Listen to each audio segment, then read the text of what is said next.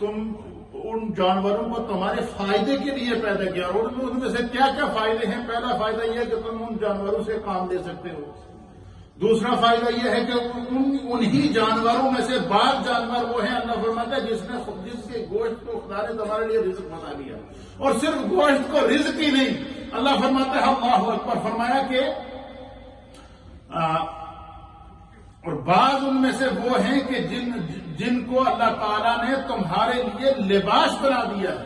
لباس کیسے؟ جس جانور کو ہم گوشت کھاتے ہیں اس کی کھال کے ہم کپڑے پہنتے نہیں پہنتے، اس کی کھال کا ہم جوتا پہنتے نہیں پہنتے، اس کی کھال کی ہم جیکٹ پہنتے نہیں پہنتے، اس کی کھال، جانور کی کھال بھی ہمارے کام آ رہی ہے، اس جانور کی ہڈیاں بھی ہمارے کام آ رہی ہیں، اس جانور کا گوشت بھی ہمارے کام آ رہا ہے. اس جانور کے لیے اللہ فرماتا ہے تمہارے فائدے کے لیے میں نے ان کو پیدا کیا ہے. فرمایا اتنی نعمتیں ہونے کے باوجود ہے انسان پھر تو اپنے رب کی یاد سے غافل ہو رہا ہے. اس کی وجہ کیا ہے؟ فرمایا اپنے رب کی طرف سے. پھر فرمایا وَلَكُمْ فِيهَا جَمَالٌ حِينٌ. اللہ اکبر. فرمایا کہ ان چوپائیوں میں تمہارے لیے بعض جانور وہ ہیں کہ جن کے اندر اللہ نے اتنی خوبصورتی رکھی ہے. جمال کہتے ہیں حسن و جمال کو. بعض جانوروں کو اللہ نے اتنا خوبصورت بنا دیا ہے کہ تم نہ چاہتے ہو جو ان جانوروں سے پیار کرتے ہو. مثلا گھروں میں ہم بلی رکھتے نہیں رکھتے، کیٹ، خرگوش ہم گھروں میں رکھتے ہیں نہیں رکھتے. اسی طریقے سے بکری ہے، بھیڑ ہے، یہ جو جانوروں کے بچے ہوتے ہیں چھوٹے چھوٹے، وہ جانور ان بچوں سے اتنے پیار نہیں کرتے جتنے ہم لوگ ان بچوں کے ساتھ پیار کرتے ہیں. کیوں؟ ان کے اندر خداوند قدوس نے ایک کشش رکھی ہے اور انسان اس کی طرف مائل ہو جاتا ہے. تو اللہ رب العالمین فرماتا ہے کہ انسان یہ ساری نعمتیں میں نے تمہارے لیے پیدا کی ہیں، لیکن اس کے باوجود انسان تو اپنے رب کی طرف جو ہے وہ رجوع نہیں کرتا. اب اس میں یہ سب کچھ بیان کرنے کے بعد مفسرین لکھتے ہیں کہ اس کی کیا وجہ ہے. باقی جانوروں کا تو اللہ تعالیٰ نے سورہ یاسین کی آیت نمبر 71 اور 72 کے اندر، اور اسی طرح سورۃ النحل کی آیت نمبر 5 اور 7 کے اندر، اور اسی طرح قرآن پاک کی مختلف صورتوں کے اندر، سورہ غاشیہ کے اندر اجتماعی طور پر جانوروں کا ذکر کر دیا. لیکن اس کی کیا وجہ ہے کہ اللہ تعالیٰ نے سورۃ الغاشیہ کی آیت نمبر 17 کے اندر اکیلے اونٹ کے بارے میں ذکر کیا. اونٹ کے بارے میں خصوصی طور پر خدا نے آیت نازل کر کے فرمایا فَلَا يَنظُرُونَ إِلَى الْإِبِلِ كَيْفَ خُلِقَتْ. کیا تم اس پر غور نہیں کرتے کہ دیکھتے نہیں کہ تمہارے رب نے اونٹ کو کس طرح عجیب الخلقت پیدا کیا ہے؟ اس کی وجہ یہ ہے کہ مفسرین لکھتے ہیں کہ اس اونٹ کے اندر اللہ نے اتنی برکت رکھی ہے کہ یہ اونٹ وہ واحد جانور ہے کہ جس کو ہم وزن لادنے کے بھی کام لا سکتے ہیں. اونٹ وہ واحد جانور ہے کہ جو عرب کے ڈیزرٹ کے اندر، صحرا کے اندر جہاں پر چلنا مشکل ہوتا ہے، اس کو عرب کا جہاز کہتے ہیں، اس کو ڈیزرٹ کا جہاز کہتے ہیں اونٹ کو. کہ جو صحرا کے ریت کے بڑے بڑے پہاڑ ہوتے ہیں ان کے اندر اونٹ کے علاوہ کوئی جانور، کوئی گاڑی، کوئی چل نہیں سکتی.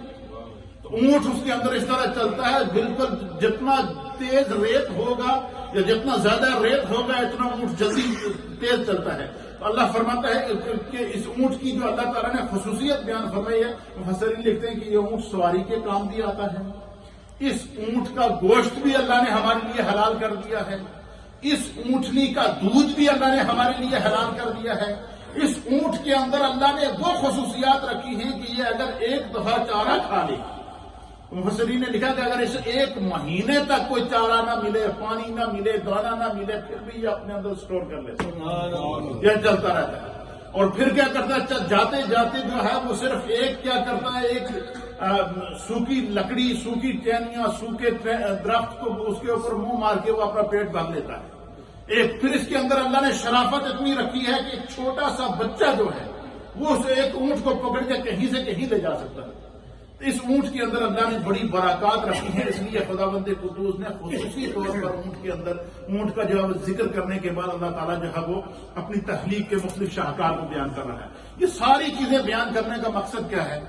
کہ انسان خدا کی تخلیق پر غور کر کہ جو اونٹوں کو پیدا کرتا ہے، جانوروں کو پیدا کرتا ہے، چوپائیوں کو پیدا کرتا ہے، وَإِلَى السَّمَاءِ كَيْفَ رُفِعَتْ جس نے آسمانوں کو بغیر ستونوں کے کھڑا کیا ہوا ہے، وَإِلَى الْجِبَالِ كَيْفَ نُصِبَتْ جس نے پہاڑوں کو جو ہے وہ اس زمین کے اوپر کیلے بنا کر اس کے اندر نصب کر دیا ہے زمین کے اوپر، وَإِلَى الْأَرْضِ كَيْفَ سُطِحَتْ اور جس نے اس زمین کو تمہارے لیے بالکل بچھونا بنا دیا ہے اور اس زمین کو تمہارے لیے بچھا دیا ہے۔ فرمایا اس رب اور یہ ساری جتنی مخلوقات اللہ نے پیدا کی ہے، اللہ فرماتا ہے یسبح للہ ما فی السماوات و ما فی الارض، فرمایا کہ کائنات و ما فیہا کی ہر شے جو رب کریم نے پیدا کی ہے اس کو جو ہے وہ اللہ تعالیٰ نے جو ہے انسان وہ اللہ کی تسبیح کرتی ہے، اللہ کی عبادت کرتی ہے۔ تو فرمایا کہ ان الانسان لربہ لکنود بے شک انسان اپنے رب کا بڑا ہی ناشکر ہے،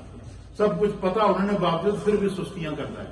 اور اللہ تعالیٰ فرماتا ہے کہ لقد خلقنا الانسان فی احسن تقویم کہ اللہ نے انسان کو جو ہے وہ بہترین اور حسین ترین صورت میں پیدا کیا۔ یہاں ان 5 آیات کے اندر اللہ تعالیٰ نے اپنی تخلیق، جانوروں کو پیدا کرنے کا منظر کو خود بیان کیا تاکہ انسان کا ایمان مضبوط ہو اور وہ شرک نہ کرے۔ پھر اللہ تعالیٰ جو آسمان کے پھر دوسری آیات کے اندر اللہ تعالیٰ نے جس طرح کہ میں نے پچھلے جمعے بیان کیا تھا، اللہ فرماتا ہے الشمس والقمر